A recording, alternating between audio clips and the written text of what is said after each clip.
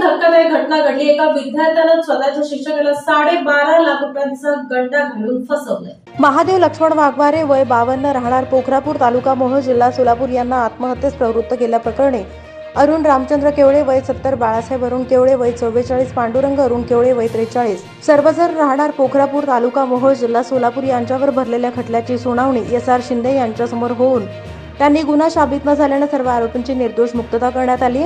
यातले आरोपी मयत महादेव यांच्या जमिनी शेजारी होत्या। शेतीच्या वहिवाटीवरून गेली 30 ते 32 वर्षांपासून वाद होता। 5/12/2019 रोजी दुपारी 4 वाजण्याच्या सुमारास मयत महादेव आणि आरोपींमध्ये बाचाबाचीची अवस्था झाली। यावेळी मयत हा घाबरलेल्या अवस्थेत होता। यावेळी मयताचा मुलगा आणि त्यांच्या पत्नीने धीर दिला। रात्री सर्वजण झोपी गेले। दुसऱ्या दिवशी मयताचा मुलगा पहाटे उठला असता मयत महादेव यानं घरासमोरील लिंबाच्या झाडाला गळफास घेऊन आत्महत्या केल्याचं दिसलं। खिशामध्ये एक चिठ्ठी आढळली। त्यात अरुण केवळे, बाळासाहेब केवळे, पांडुरंग केवळे यांच्या त्रासाला कंटाळून आत्महत्या केल्याचं नमूद केलं। यावरून मयत महादेव यांचा मुलगा महेश यानं मोहोळ पोलीस ठाण्यात फिर्याद दिली होती। या गुन्ह्याचा तपास करून पोलिसांनी आरोपीविरुद्ध दोषारोपपत्र दाखल केलं होतं। या खटल्यात सरकारतर्फे एकंदरीत 8 साक्षीदार तपासण्यात आले।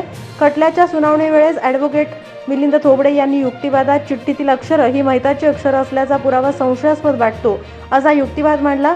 यावरून सर्व आरोपींची निर्दोष मुक्तता करण्यात आली आहे। यात आरोपीतर्फे ॲडव्होकेट मिलिंद थोबडे, ॲडव्होकेट विनोद सूर्यवंशी, ॲडव्होकेट दत्ता गुंड यांनी काम पाहिलं तर सरकारतर्फे ॲडव्होकेट दत्तू सिंग पवार यांनी काम पाहिलं।